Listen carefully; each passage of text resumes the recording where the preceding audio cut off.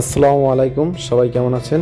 আজকে আপনাদেরকে নিয়ে যাব পটিয়া রাজবাড়ি ও Rajshahi Godagari Sarmangla eco park, Safina park ও রাজশাহী পদ্মা পার্ক।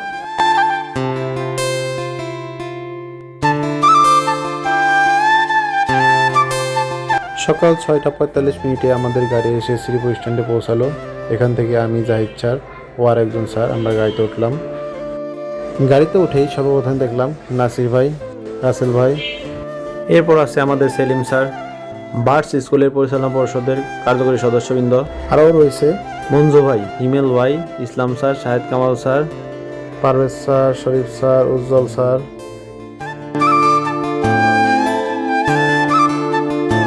আরও রয়েছে বার্ডস স্কুলের অধ্যক্ষ মাসুদুর রহমান সুজন ভাই এবং আশুলিয়া সাভার বেসরকারি কিন্ডারগার্টেন স্কুল অ্যাসোসিয়েশন এর মালিক, প্রধান শিক্ষক ও পরিচালকগণ।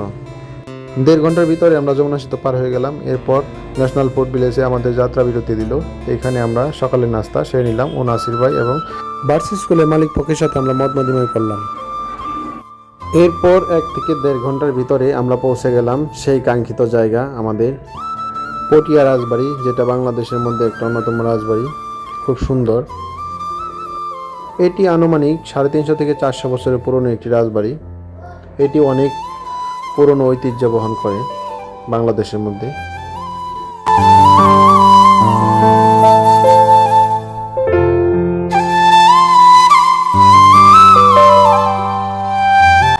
এইখানকার এন্ট্রি ফি জনপ্রতি 30 টাকা। তবে আমরা এখানে অতিথি হিসেবে এসেছি, সেই জন্য আমাদের এন্ট্রি ফি লাগেনি।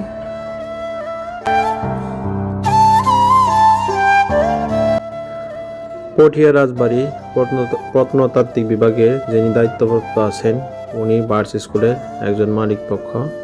উনি আমাদের ঘুরে ঘুরে দেখাচ্ছিলেন এবং উনি এটার ইতিহাসগুলো আমাদের কাছে ব্যাখ্যা করতেছিলেন। কোথায় কোন বিল্ডিংটা হয়েছে, কিভাবে হয়েছে, কেন হয়েছে, সকল কিছুই আমাদেরকে বিস্তারিত উনি বলতেছিলেন।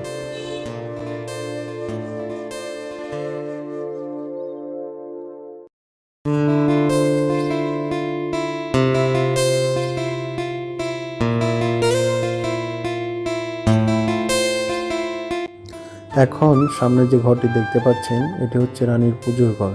এখানে রানী পুজো করত। এই ঘরটা টেরাকোটার কাজ এত নিখুঁত, যে কাজগুলো আপনাকে অবশ্যই মুগ্ধ করবে।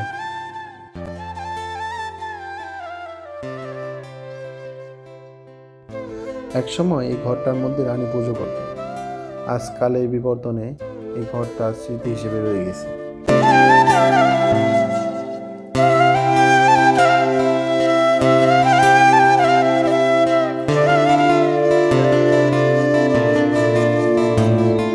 আমরা সবাই ঘরটার কারুকার্য দেখে অবাক হচ্ছিলাম এবং দেখছিলাম যে কত সময় নিয়ে কারিগররা এই কাজগুলো করেছে।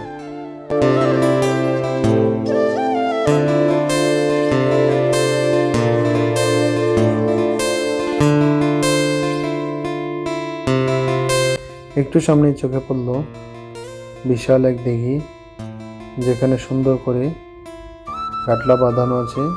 এখানে বিশেষ করে মনে হয় তখনকার মেয়েরা গোসল করত। এটা সুন্দর করে পাঁচিল করে দেওয়া, ভিতরে খুব সুন্দর ব্যবস্থা আছে পানি আসার। আর এই ঘাটটা মূলত রানীর জন্য করা হয়েছিল। ঘাটের সাথে রয়েছে একটি কৃষ্ণচূড়া গাছ, খুব সুন্দর ফুল ফুটেছে এই গাছটিতে।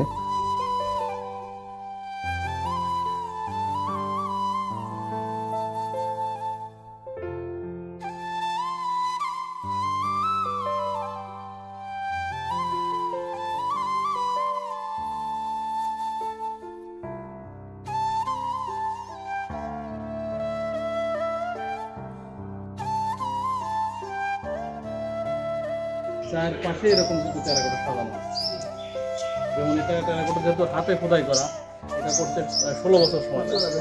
16 বছর? আসলে কাছ থেকে না দেখলে বোঝা যায় না যে এই মন্দিরটা করতে কেন 16 বছর সময় লেগেছে। এটা মূলত একটা মন্দির ছিল, তখনকার সময় এখানে পুজো হতো।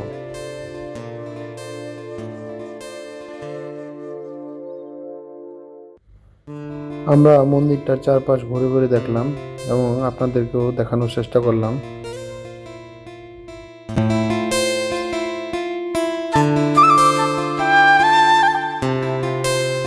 এইখানকার অনেক রুমে দেওয়ালগুলো কালের বিবর্তনে এগুলো খসে গেছে এবং প্রায় ধ্বংসপ্রাপ্ত হয়ে গেছে, যেগুলো আজ থেকে 350 থেকে 400 বছর আগে স্মৃতি বহন করছে। এগুলো হচ্ছে আমাদের দেশের একটা সম্পদ।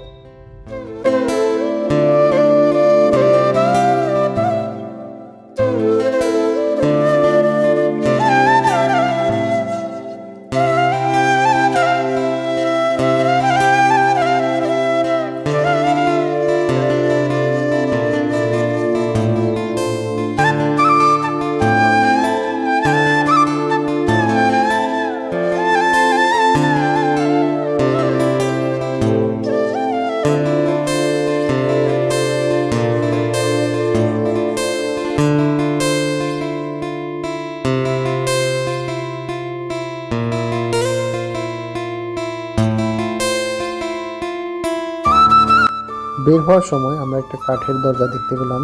দরজাটা এখনো অনেক মজবুত রয়েছে। এরপর আমরা দোতলায় চলে গেলাম। এখানে রাজাদের ব্যবহৃত কিছু জিনিসপত্র রয়েছে, যেগুলো ওই সময়কার স্মৃতি বহন করে।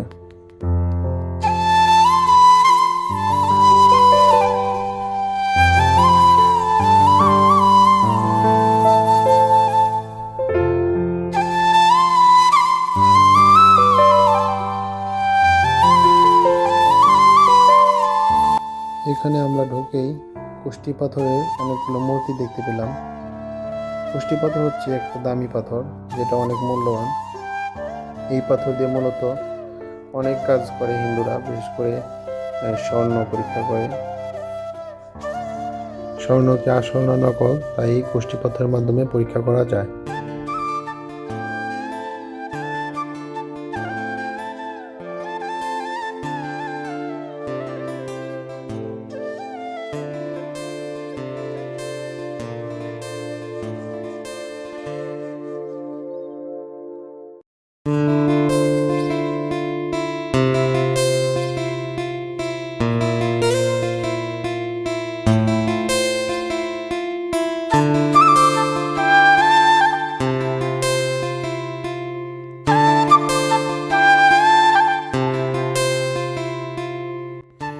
এই রুমটার অধিকাংশ জায়গায় মূর্তি শোভা পাচ্ছিল।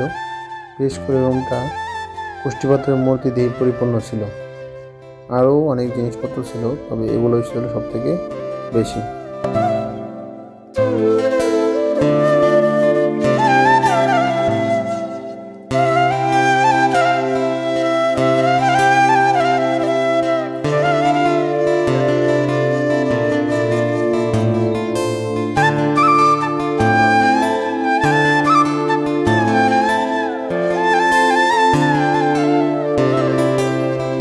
এই ব্যবহৃত জিনিসপত্রগুলো যে 300 থেকে 400 বছরের পুরনো তা দেখে মনে হচ্ছিল না।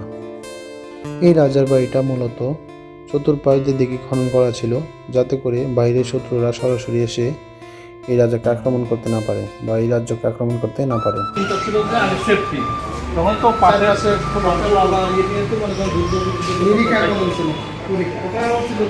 বাইরে থেকে আসছে নৌকা লোক আছে, অর্থাৎ এই কম্পাউন্ডের মধ্যে তাদের সর্ব ধরনের ফ্যাসিলিটি ছিল। এই যে পাশে দেখতে পাবো তাদের প্রতিষ্ঠান, স্কুল, এখানকার মন্দির, বাজার ঘাট, রাজার নাপিত, এসব বিল্ডিং কিন্তু পুরাতন যতগুলো আছে সেটা সব নাপিত ধোপা থেকে শুরু করে সব কিছু এখানে। এই জন্যে তার প্রথম যে ঢোকার পথে দরজা ঢুকছিল, ব্রিটিশের সময় এসে চারপাশে চারটা দরজা ছিল, তখন এই পাশে আছে চারপাশে চারটা। তখন এই যে ভবনগুলো যে আমরা কাজ করতেছি, এইটা ছিল হচ্ছে ওই প্রত্যেকটা গেটের পাশে একটা করে অতিথি ভবন, এটাকে রিসেপশন। ওইটা হলো মন্দির, ওইটা হচ্ছে ইউনিক একটা মন্দির বলা হয় কলকাতা বাংলাদেশের মধ্যে দ্বিতীয় বৃহত্তম। দ্বিতীয় বৃহত্তম এই জন্যই ওইখানে যে হিন্দুদের যে শিব পূজাটা হয়, শিবলিঙ্গ, ওটা হচ্ছে সবচেয়ে বড়, 6.5 ফুট উচ্চতা, কুষ্টি পাথরের। ওটা ভারতের অন্ধ্রপ্রদেশ থেকে নিয়ে আসা। এখানকার যে রানী, মানে ভুবনময়ী রানী ছিল, 1823 সালে ওটা সেই সময় 3 লক্ষ স্বর্ণ মুদ্রা ব্যয় করে তৈরি করে। বুঝেন 3 লক্ষ স্বর্ণ মুদ্রা। স্বর্ণ মুদ্রা। ওই যে চূড়া দেখতে পাচ্ছেন ছোট ছোট এখান থেকে চূড়া, এখানে চূড়া আছে 157টা চূড়া আছে। প্রত্যেকটা চূড়ার উপরে হচ্ছে সোনা আছে। ওই যে চূড়াগুলো না, প্রত্যেকটা ওই চূড়াগুলো পুরা এই যে কলসটাকে দেখতে পাচ্ছেন না, পুরাটুকু হচ্ছে স্বর্ণ।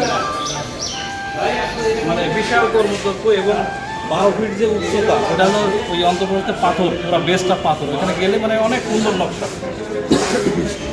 50 একর মনে করেন যে জলাভূমি, তার মাঝখানে এই হাওয়া ভবনটা স্থাপন করা, মানে আসলে এক কথায় রিফ্রেশমেন্ট হওয়ার জন্য এখান থেকে যাইতে হবে। কখনো নদী যদি নৌকা যোগে যেত, তখন এখান থেকে হাতি ঘোড়া পিঠে উঠে চলে যেত। এটা এখনো আছে আমাদের এখান থেকে।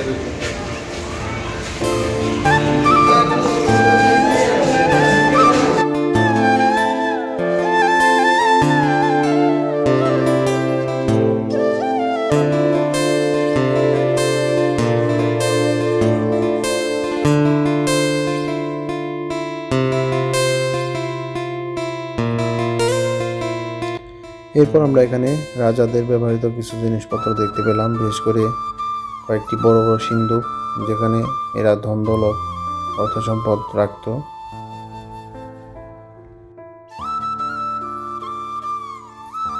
এরপর আমরা সিঁড়ি বেয়ে চলে গেলাম ছাদে, রাজার বাড়ির ছাদে। নর্মালি এখানে কাউকে যেতে দেওয়া হয় না, তবে যেহেতু আমরা অতিথি ছিলাম সেই জন্য আমাদের যাওয়ার একটা সৌভাগ্য হয়েছিল। এই ছাদ থেকে রাজার বাড়ির চারপাশটা খুব সুন্দরভাবে দেখা যায় এবং খুব সুন্দর দৃশ্য এখান থেকে আপনারা উপভোগ করতে পারবেন।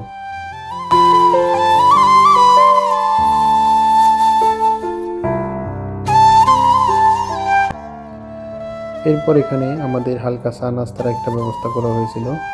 এখানে বসার জায়গাটা খুব সুন্দর ছিল এবং এখানে এই রুমটাও অনেক ঠান্ডা ছিল। এরপর আমরা রাজশাহী গোদাগাড়ি যাওয়ার পথে একটা লেচু বাগান দেখতে পেলাম। এখানে অনেক বেশি লেচু ধরছিল গাছগুলোতে।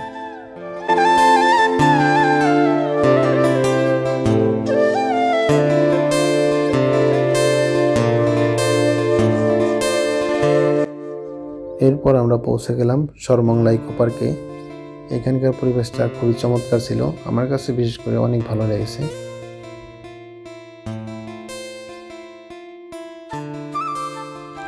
এইখানে যে পানিগুলো দেখতে পাচ্ছেন, এগুলো সরাসরি পদ্মা নদী থেকে আসছে এখানে। আর বার্ডস স্কুলকে ধন্যবাদ জানাই আমাদেরকে এত সুন্দর একটা ট্যুর উপভোগ করার সুযোগ করে দেওয়ার জন্য, এবং তারা এমন একটা সুন্দর জায়গায় আমাদের খাবার ব্যবস্থা করেছিল, সেই জন্য ধন্যবাদ জানাই। বিশেষ করে এটা সম্ভবত নাসির ভাইকে দায়িত্ব দেওয়া ছিল, এবং নাসির ভাই একটা খুব সুন্দর এবং চমৎকার একটা জায়গায় আমাদের একটা খাওয়ার ব্যবস্থা করেছে।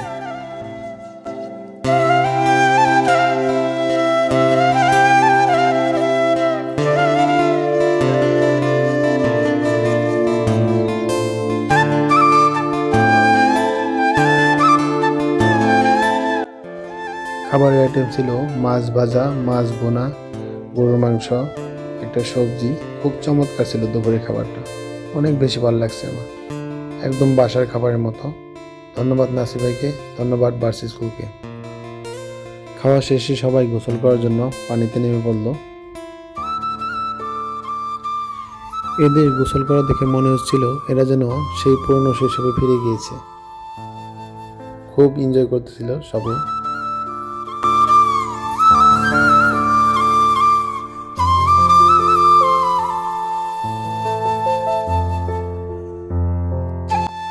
এরপর এখান থেকে চলে আসলাম আমরা সাবিনা পার্ক। সাবিনা পার্কে একটু ঘোরাঘুরি করলাম, এরপর বেরিয়ে পড়লাম আমরা রাজশাহীর উদ্দেশ্যে। রাজশাহীতে আমরা পদ্মা পার্কে এসেছিলাম, এখানে আমরা কিছু সময় কাটাই। এরপর আমরা পদ্মার পাড়ে নদীর কাছে চলে যাই। নদীর পাড়ে ঠান্ডা বাতাসটা অনেক বেশি ভালো লাগতেছিল, মনে হচ্ছিল যে এখানেই থেকে যায় আজকের রাতটা। এরপর এশার নামাজ পড়ার জন্য রাজশাহী ঈদগাহ মাঠের এই মসজিদে চলে আসি। এখানে আমরা এশার নামাজ শেষ করে গাড়িতে ওঠার উদ্দেশ্যে রওনা দিই গাড়ির কাছে।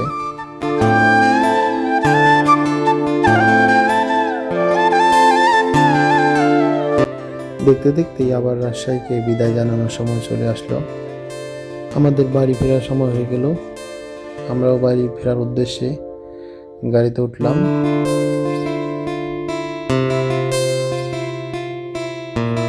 আর আমাদের প্রত্যেকটা ট্যুরেই একটা গানের আড্ডা হয় গাড়িতে, এবারও তার ব্যতিক্রম হয়নি।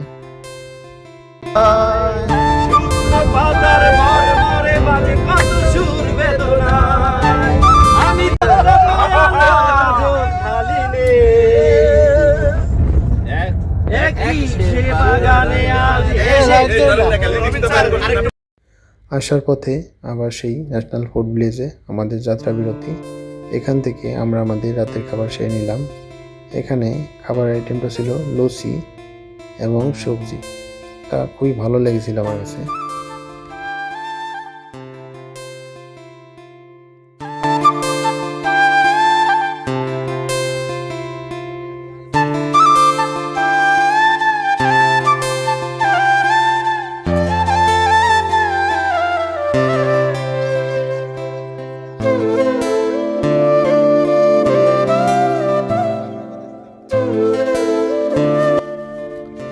ধন্যবাদ সবাইকে, ভালো থাকবেন সবাই। পরবর্তীতে অন্য কোনো ভিডিওতে আবার দেখা হবে।